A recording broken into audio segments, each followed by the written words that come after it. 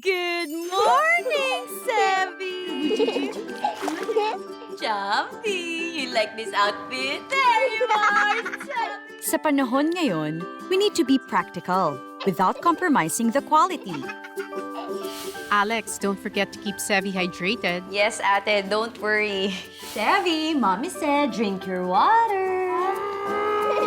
Talk time, Seve. As Seve's tita, I know ate made the right choice.